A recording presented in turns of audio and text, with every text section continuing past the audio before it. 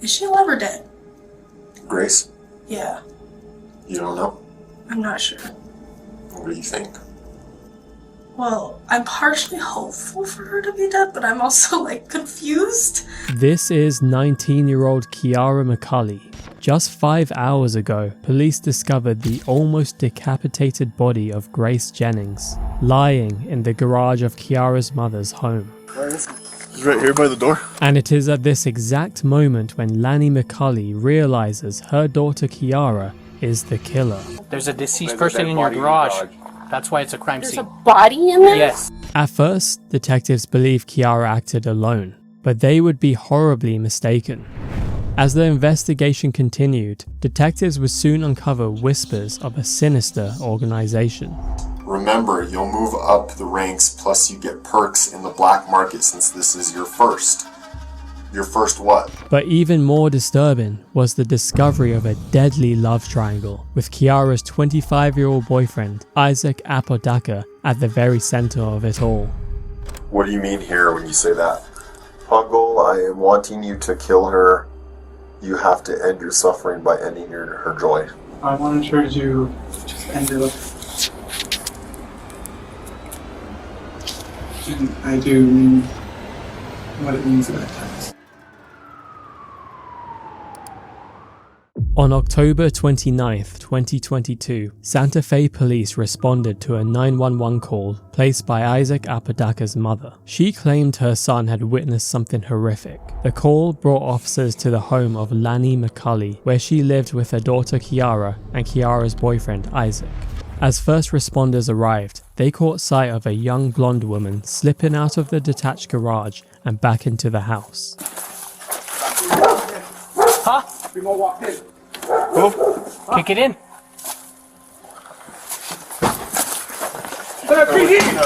Break the door down. There's blood on the door. Kick the door. I got you, number. Police department, let me see your hands! Back up! Back up! What's going on? Who called?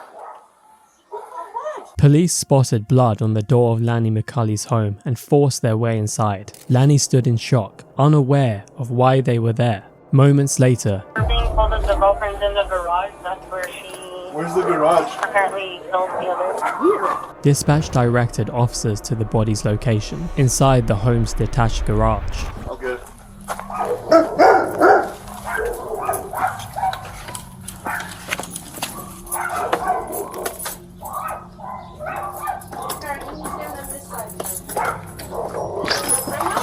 From time you said that the color was at the AP part. Hey, stay off the radio right now. Yeah, we got one down, Santa Fe. What? Go back inside. Go back inside. I'm not gonna tell you again. Go back inside. Detain him, detain him. We got one male. What are you talking about? Santa Fe police, anyone inside? Santa Fe police!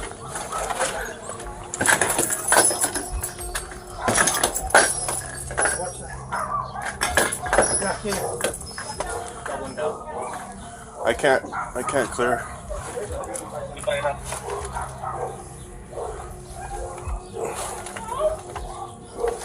You guys want to go in? You guys want to go in or? I can't. There's too much trash. It's a 10.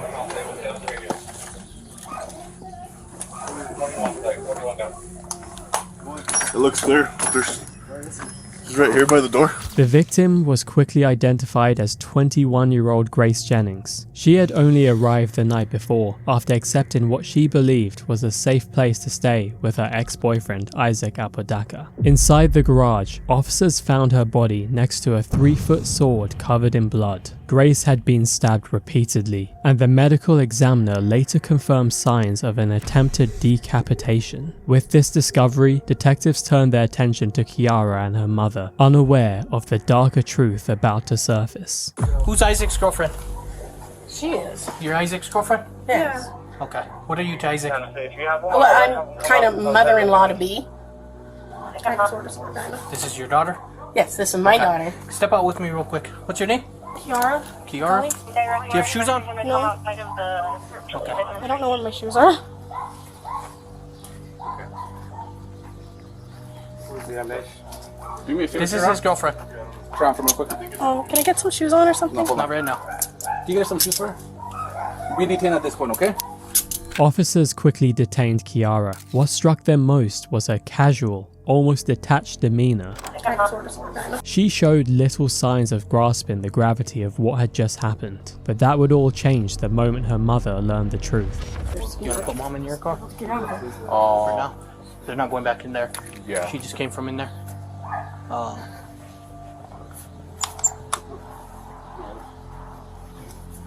And then I'll take her to my car. Yeah. I have cats. I have to. They can't Unfortunately, get out of the ma'am, but house. this is an active investigation, okay? So Can I nobody's block going back the in the door house. somehow? No, No. this is a crime scene at this point. That was my house. A fucking crime scene. There's a deceased There's a person dead in your body in the garage. garage. That's why it's a crime There's a scene. body in there? Yes. A dead body in Stand the up for me. Let's walk this way. What the fuck? Go ahead and come here with me, man.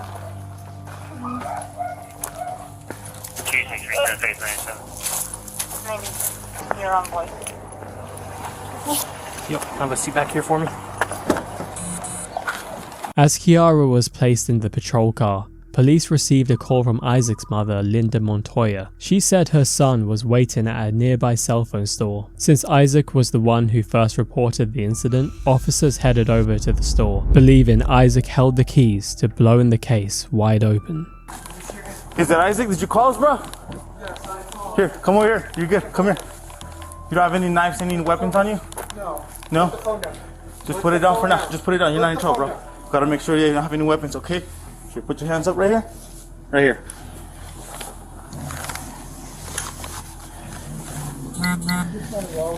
I get it.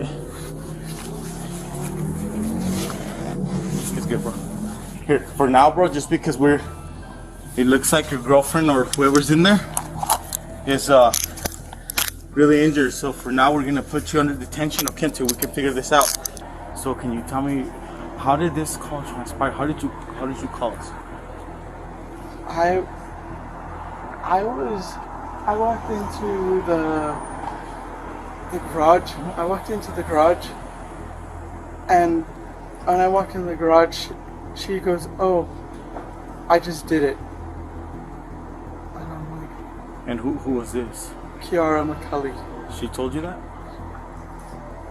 Very calmly and everything, blood on her hands, and According to Isaac, he walked from the house to the garage and found Kiara calm and composed, with blood still on her hands. She admitted to the murder, and while officers didn't immediately suspect Isaac of any involvement, they chose to detain him and bring him back to the station for questioning.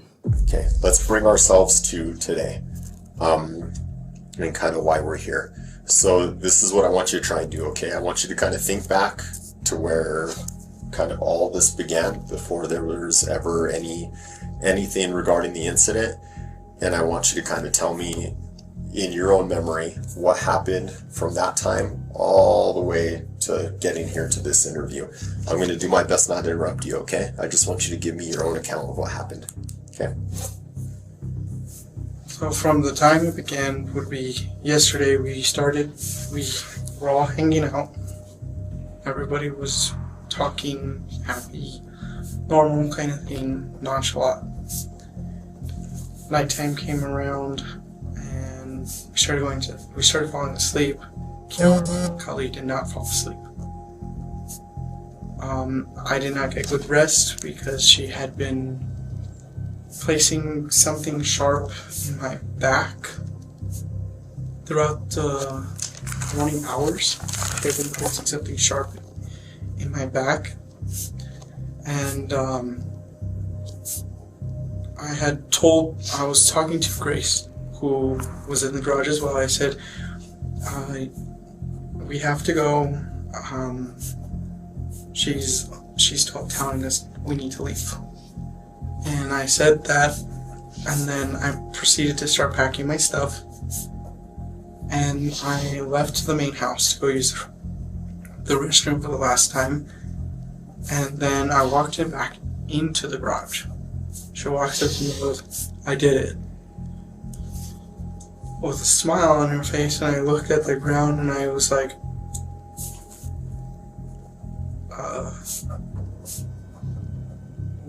What do I do now? Isaac painted a disturbing picture of Kiara. He claimed she spent the night wide awake, poking him in the back with a sharp object. Up until now, detectives hadn't pressed Isaac about his role in the crime, but that was about to change. I got one more question. I want you to be real truthful with it, as you have been this whole time, okay? Yes.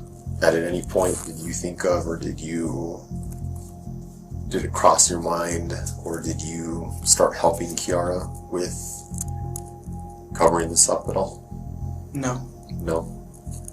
At any point, did you help Kiara injure Grace or do anything to Grace? No. No. Okay. And if anything like that did happen, or there's anything I'm missing to the story, now's the time to tell me, so I get the truthful statement from you right off the bat. Is there anything anyone else is going to say about this that's going to contradict that? No. Okay. Isaac denied everything. No help covering it up, no part in the killing, and no one, he claimed, could contradict his story. But detectives weren't ready to take him at his word. To get closer to the truth, they turned to the one person who might reveal what really happened inside that garage: Kiara herself. Well, any idea why you're here today? I believe it's because somebody was found dead in my room. Where's your room at? In the garage. The garage? Yes. I was trying to make sure this wasn't a freaking dream again. It feels so weird.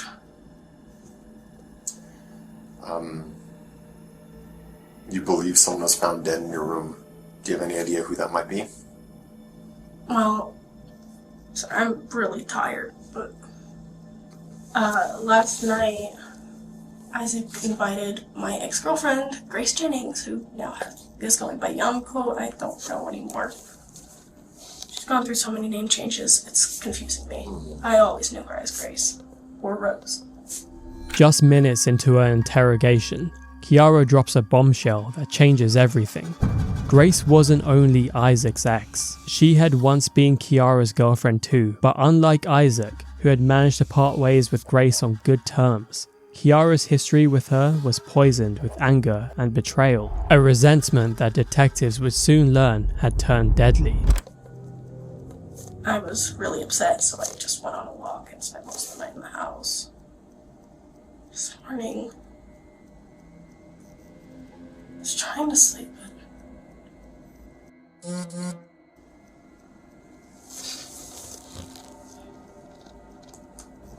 if you were blocking memories for me again, God damn it. Sorry. Who are you talking to? My best guess is that I have DID, but I'm not 100% certain. What's DID? Dissociative identity disorder. I haven't had it actually diagnosed, but that's my best guess from my research. There are different personalities that come out. Do you have names for them? Some of them, yeah. What are their names? There's Abby, and then there's, we call her Jinx, because she hates people saying her real name. Jinx? Yeah. If you say her real name, she gets mad. I see. Then there's one personality that I haven't seen in a long time. Like, I haven't communicated with her. It's with her name was Jess. Jess? Jessica, but we always called her Jess. Any other personalities? There's the little version of me, which actually responds to my biological name, my government name, which is very dangerous for her, and I don't want her to get hurt. None of us do. She responds to Kiara? Yeah. And that's the little version of you? Yeah. What do you mean by that little version of you?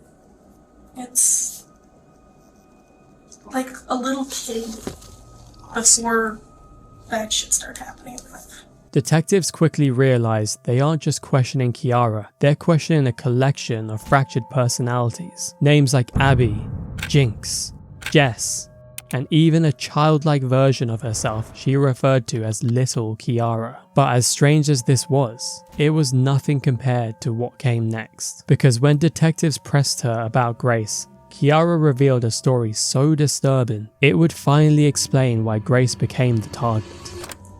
Is she alive or dead? Grace? Yeah, You don't know? I'm not sure. What do you think? Well, I'm partially hopeful for her to be dead, but I'm also, like, confused. I'm Why would you hope that she's dead? I'm still angry at her, but I also won't have hope that she'd be better, but it's like this frustrating emotion that I can't seem to pinpoint. Well, tell me why you're angry at her. When I need to keep my shit together because I get very upset very easily. Back in 2016, there was a video floating around of a 14-year-old girl getting art and another girl standing there collecting money from them. There were 16 or 17 guys involved. What? The girl getting money was Grace. The other one was me. Sorry. Sounds like a difficult memory. I was also a virgin, so I never got to... Yeah. Yeah. That's hard. Thank you for sharing that. I know it's probably something difficult to share, especially with a stranger. Yeah. Okay. So now I have a little bit of background of Why am I mad at her? Okay, that makes sense. Okay. She kept trying to push it, and I finally started getting memories back from that situation and found out that somebody, not quite certain who it was, put me... Calm. Sorry. It's okay. Do what you gotta do. Kiara finally reveals the root of her anger towards Grace. She claims that years earlier, Grace sold her to a group of men, an allegation as disturbing as it is difficult to comprehend. But while Santa Fe police confirmed Grace filed a report around that time, the details didn't match. To detectives, it posed a chilling question. Was Kiara exposing a hidden truth, or inventing a story to excuse the unthinkable? As the questioning continued, investigators noticed fresh cuts on Grace's hands, and when pressed for an explanation, her answer sounded far too convenient. Alright. What's your cut from? I dropped a knife last night, which was what I was just about to mention. That's a tough spot to get a cut at. Yeah, it's your skin moves a lot. That's actually where I was about to go. I left and went in the house for a bit and decided to try and make something. I dropped the stupid knife and grabbed it wrong. Got mad and I just walked out of the house for a few minutes. Just like, fuck. I went back, cleaned it out. Cleaned it this morning after my shower. According to Kiara, the cuts on her hands came from dropping a knife while cooking, not from what transpired earlier in the garage. And while officers were already aware of Kiara's delusions, nothing could prepare them for what she revealed next, a revelation that would pull detectives even deeper into her twisted mind. You said something interesting earlier. You said, you asked about Grace. You asked if she was okay, and you said that part of you would be okay if she was dead, right? Yeah. It's honest. I like honest people. I don't want to lie. Yeah. Have you ever thought about hurting her or killing her? I've had a couple dreams like that. You had a couple dreams like that? Yeah. How'd those dreams go?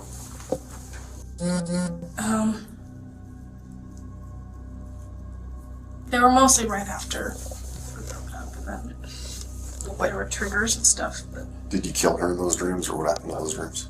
sometimes I would kill her, sometimes I would torture her, sometimes it was just me screaming at her. How would you torture her in your dreams? Basically reenacting what she did to me to herself. Oh, okay. So you're the one kind of taking the money, and she's the one. Yeah. I see. But making it worse. I see. And how would you kill her? In your dreams. Depending on the dream. So there's several dreams. Yes. How many? I've had like a bunch of murder dreams, if you could call that. About a lot of different people. Not just Grace. Yeah. Grace is like the number one, I'm pissed at you. And then there's like my ex Ozzy, which, okay, I'm gonna not talk about that because that's gonna Go focus on Grace. Yeah. We don't have to make you upset. No, it's just gonna start a whole tangent and I'm gonna get like slightly angry. That's fine. So you've thought about killing Grace a number of times. Yep. I have dreams about it all the time and I'm like, I wonder what this will look like in my brain. Do you use weapons or what do you do? I create torture devices out of sex toys. What kind of sex toys? Usually a dildo and then put razor blades on it and cover it in lemon juice. And Sounds I good. in the ass. I also thought about doing that to Ozzy. Razor blade dildo with lime juice. That sounds painful. Yes. The whole point is torture. True. True. Throughout her interrogation, Kiara's answers grow darker and more disturbing. But then, her story takes an even more chilling turn. She claimed Isaac wasn't just her boyfriend, he was the leader of a secret vigilante organization, and in order to rise through the ranks, she had to kill. This might sound really weird. So, there's an organization that Isaac is in charge of. I probably shouldn't be saying this to a cop. I saw the messages about it. I'm just trying to understand it more, you know? Well, it's called Ghost. They're like an underground version of cops in a way, but a little more intense and deadly. And they get rid of people who are, in words, in charge of sex trafficking, in charge of anything that has to deal with hurting kids. I see. And like, he kept trying to tell me, just do it, and you're gonna just kill her. Then you'll get ranked up. Yeah. He had me join. And I'm like, I don't know what the f is going on, and I kept hesitating. It's like, What's that thing there? it's the mark for, honestly, I'm very confused because he hasn't told me jack shit, just gave this to me, and it's like, no, you're a part of it. I'm like, okay. Sounds like an initiation tattoo kind of. Yeah. How do you do that? How do you make it? Oh, I have a tattoo machine. Oh, okay, gotcha. Is it? That's how I did all these. I was gonna ask. Yeah, you got some work there. Yep. I also have one on my leg. Here. Are you like aspiring to learn? Like you Somewhat. But I've just been wanting to cover this up, and I can't find an artist that's cheap. I like tattoos. You can tell. I can obviously tell. Let me see the one that No, this one. Here, you're telling us about. Yeah. What is it exactly? It's for the platoon that I'm in that I don't understand. Mm-hmm. Like, what kind of shape is it? Sure. It's like a mix of a diamond or something. My skin is reacting really weird to these handcuffs. So, some ghosts, an underground society of people that are kind of their own version of cops and justice. They kind of kill bad people. Despite her delusions, Kiara is surprisingly forthcoming. The detective senses this and begins pressing harder, steering the conversation towards Isaac's role in the murder. And this is kind of me trying to piece together, kind of like what you're saying, like the messages I saw too. Was Isaac trying to push you to kill Grace? Yeah. I had my dagger in my hand, and I kept going, and then just stopped. Like, I felt a little kid's hand hold me back. Like it was Kiara telling me, don't. Because that was also her best friend's sister growing up. Yeah. And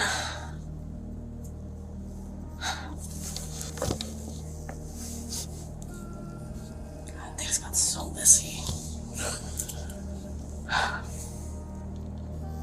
That really sucked. Do you think you killed Grace? I'm not sure. She is dead. notice the dead person we found in the garage? Do you have any memory of that?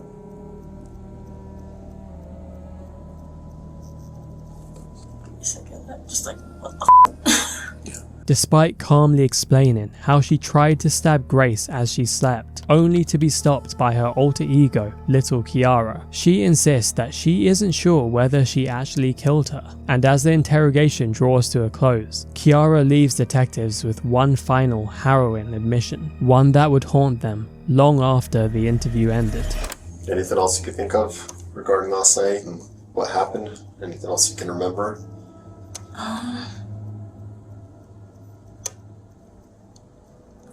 Trying to figure out if this one vision was from an actual dream I was having because I was like, falling asleep, or if it was a memory. What was the vision? I'm not sure. It looked like an ear on my wall. A what? An ear on my wall. It was really confusing. There's an ear on your wall? Yeah. I think that was part of the dream though. Like a human ear? Yeah. It's like, what the f***? What did it look like? Looked like one of Grace's, but it had like dagger in it, and the dagger's not that sharp. Kiara describes a haunting vision. Grace's ear, pinned to a wall with a dagger. When detectives examined Grace's body, that vision hit disturbingly close to reality. She's got her ear chopped off. You see that? Huh? She's got her ear chopped off. No, I didn't see that. Her ear chopped off, so.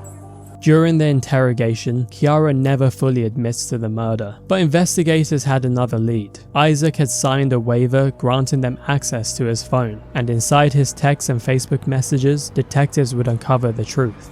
This wasn't a spontaneous act of violence, it was a meticulously planned murder. Yeah, why don't you pop off my little firecracker? What would you like me to do? Stab her? I don't know, I don't have the energy to do shit. Dagger because it's blunt? What does that mean? Why are you telling her dagger because it's blunt? She asked me a question in the room, like, what is the difference between the dagger and the sword? Okay. And I messaged dagger because it's... Why is blunt better? She says you say it cuts like butter. She says just gonna stab the throat? Is that what she's trying to say? The thought. Just gonna stab the thought, yes. Instant or will it take long? What does she mean? Instant. What do we do about the mess? What do we do about the mess? What mess?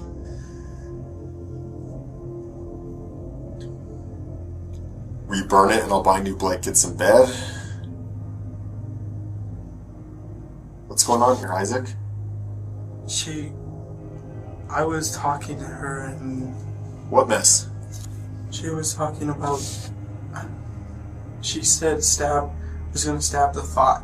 And I thought like, oh, like she was poking the thought that was in her head about her dagger. Okay, what about the mess? What mess? She had made a mess in the bed. What kind of mess? A poop kind of mess. A poop kind of mess? Yes. We burn it and I'll buy new blankets and bed? Yeah. But until we can, I love these sheets and my favorite fuzzy blanket is here. I know. Just intense wash tomorrow, hydrogen peroxide and ice. Washer will get it out, yes. Can you help this time? Yes. I am just waiting for you to make the first move. What does she mean I'm waiting for you to make the first move? She will wait till sleep. Shall we wait till sleep? So she pooped herself last night? Yes. And did you guys wash the sheets? No. So you guys slept in a bed full of poop? Yes. So when we go to the garage later for a search warrant, there's poop on the sheets? Yes. Okay, gotcha. What are you guys waiting for till sleep? Shall we wait till sleep? Remember when you told me don't be a pussy when I kissed you? Yeah, brat. We will have to take care of the mess ASAP after we finish. We will have to take care of the mess. I thought she already pooped herself. What mess are you guys taking care of? I don't know. Okay. Because I was trying to go on about, remember when you told me don't be a pussy when I kissed you? I was trying to tell bring up something that was a good memory. Yes, you're in charge of cleanup. Okay. I can't tell if she's fallen asleep. It feels like it. Her feet are on my side. I wish you'd make the first move for once. Remember, you'll move up the ranks, plus you get perks in the black market since this is your first. Your first what? Isaac, what the hell happened? Tell me what happened, for real? Can we stop making up lies about these messages? What the hell happened last night? Isaac scrambles to twist the meaning of his own words, offering excuse after excuse. But to detectives, his explanations are almost laughable, and when his story starts to collapse, the detective corners him, confronting Isaac with one damning message he can't explain away. What do you mean here when you say that? Puggle, I am wanting you to kill her. You have to end your suffering by ending her joy.